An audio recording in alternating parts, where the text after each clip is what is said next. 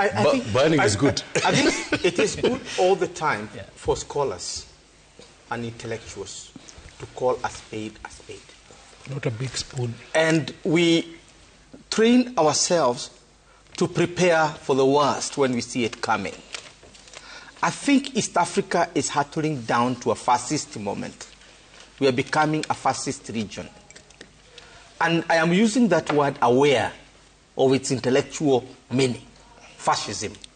Whether you're talking about the Italian fascism or German Nazi fascism, or you're talking about any fascism in the world, including Latin America, when it was there.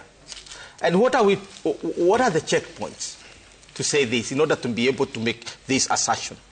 And that when Kenyans go to Uganda or go to Tanzania and you see the response they are getting, then you know that we are the only anti-fascist group remaining in this part of East Africa. And we have to fight. First, fascism is characterized by a dictatorial leader. A leader who sees himself as messianic. He's saving us from whatever it is that they're saving us from.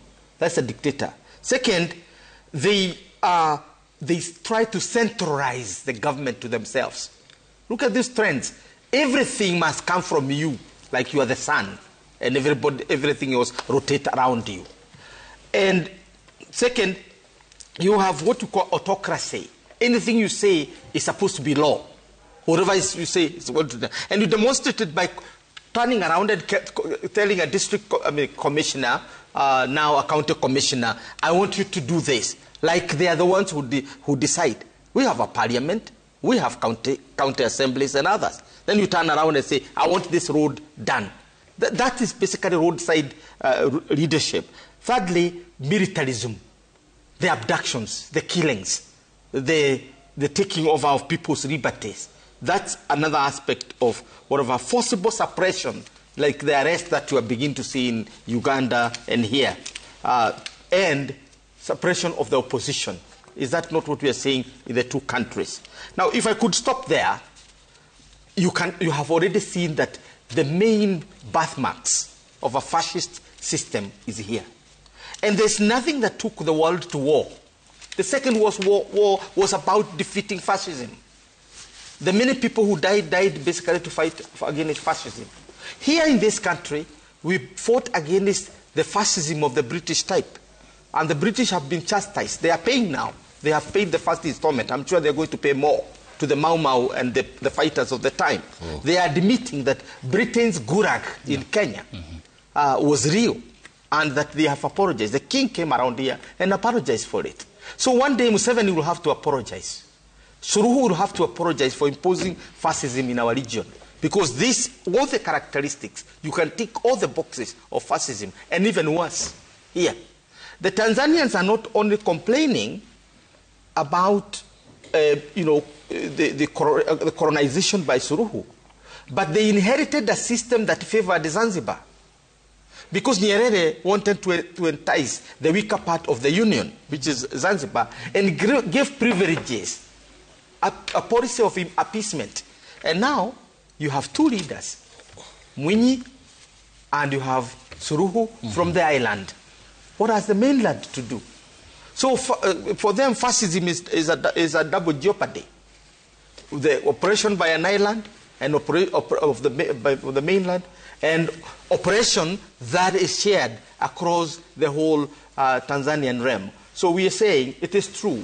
We have the trinity of terror, but Kenya, we are determined to ensure it is not part of that trinity. Okay. Yeah, Kenya is not going to be part of that trinity. Yeah. Then, Prof, before I come to council, to ask you this as a follow-up then. The complaints have been coming from Tanzania and Uganda of Kenya exporting activism to the region. Yeah. But what are the likelihood? And the chances are that the effect is consequential, as we had seen. What are the chances of the political infection coming over to Kenya? Of course, our president has is not almighty president. He's constrained by the constitution. Things, yeah. Yes. But ideally, what are the chances that the political infection may be counterproductive on our end? And no, not really, because we have been the main integrators from the 19th 60s, and Nyerere recognized us as that.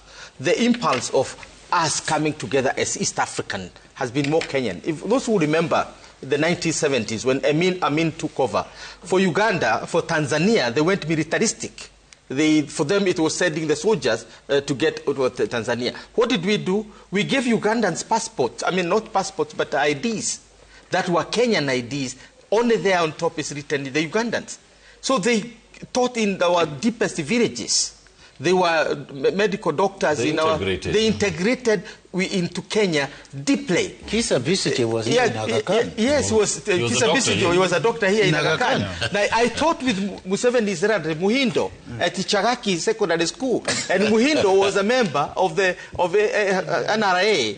And I would because he was teaching English and I was teaching English. Even Museveni's family was here in Gong. Yes, I would teach on his behalf so that he got to attend the conferences in Arusha and wherever. But then the school does not sack him, that he is not teaching. So you'd give me something small. But if we say that about the Somalis, everybody gets very upset in this country. Yeah. So in short, what we are saying is that we are having an East African debate. It's not a Ugandan debate. Correct. It is not a Tanzanian debate. Yeah. It's not a Kenyan debate. We are trying to democratize the East African community. Why? Because we have integrated. Thank you.